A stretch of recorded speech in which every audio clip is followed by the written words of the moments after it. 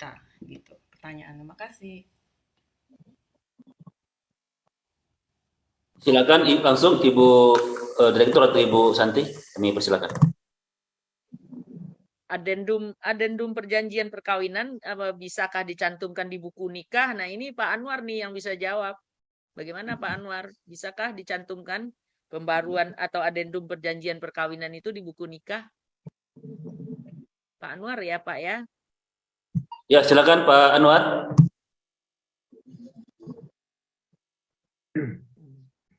Iya Pak, diulangi Pak tadi.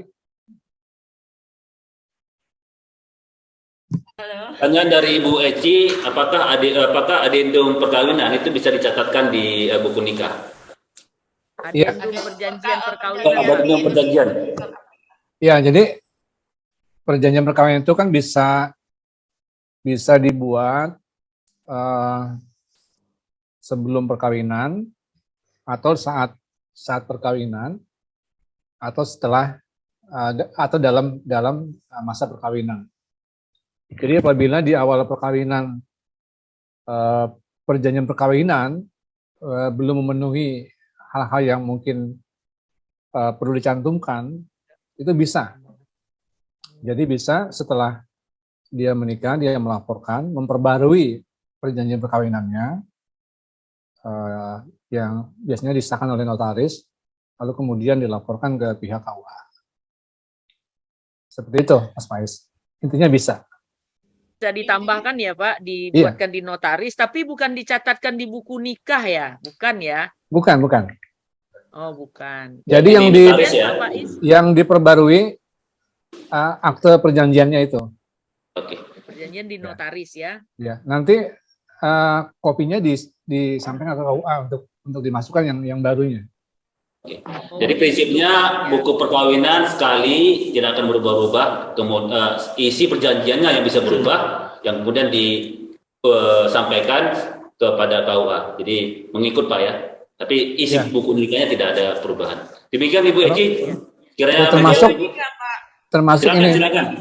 Silakan. Jadi gini, kalau adendumnya itu yang dibuatnya di lawyer di South Africa gitu, buat properti kita yang di South Africa gitu. Dan tadi pertanyaan saya yang pertama itu ada kaitannya dengan pertanyaan saya yang kedua sih, apakah perjanjian perkawinan pisah harta yang dibuat di Indonesia itu juga berlaku untuk perjanjian properti kita yang di South Africa, karena kita sebenarnya hanya buat pisah harta itu hanya sebagai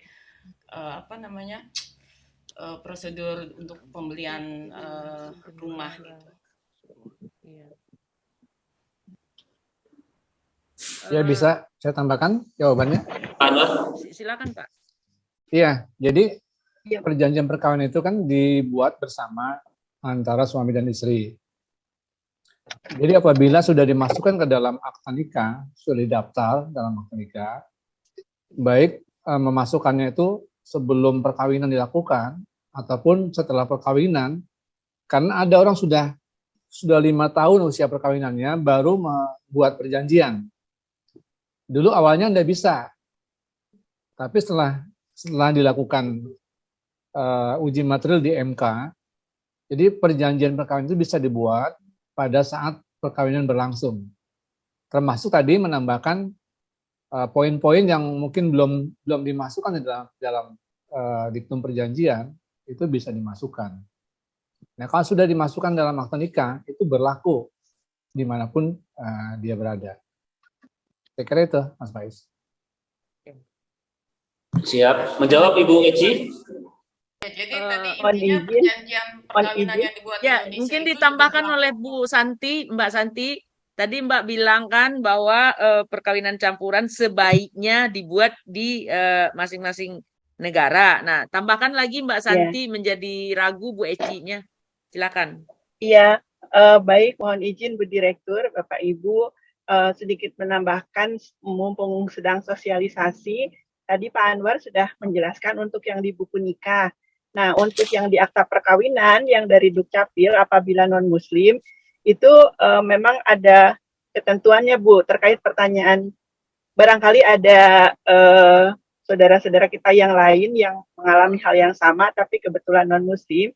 Kalau di Dukcapil itu untuk pengaturan pencatatan perjanjian perkawinan itu kan ada 4 kategori. Untuk yang salah satunya itu adalah pencatatan perubahan perjanjian perkawinan.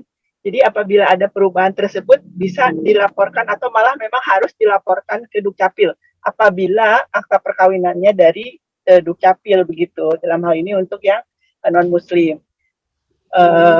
Tentu perubahan tersebut juga harus berdasarkan akta notaris.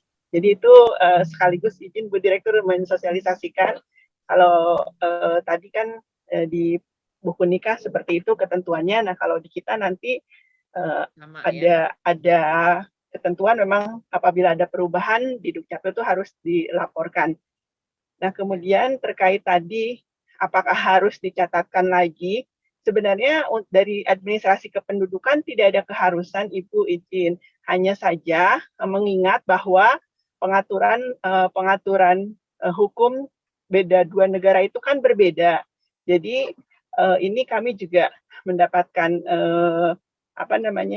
penjelasan dari rekan Kementerian Hukum dan HAM untuk ini saja untuk mencegah terjadinya perbedaan hukum dua negara tersebut, maka untuk memberikan perlindungan hukum baik masing-masing warga negara tersebut, katanya sebaiknya seperti itu gitu. Jadi sebenarnya dari administrasi kependudukan sih tidak ada keharusan Bu, gitu. Tetapi apabila propertinya itu ada di kedua-dua negaranya, mungkin ketika itu berkaitan dengan yang di negara yang di Afrika Selatan ya berdasarkan notaris yang di sana. Kalau ada yang terkait pengaturan di Indonesia tentu juga harus dengan notaris di Indonesia begitu.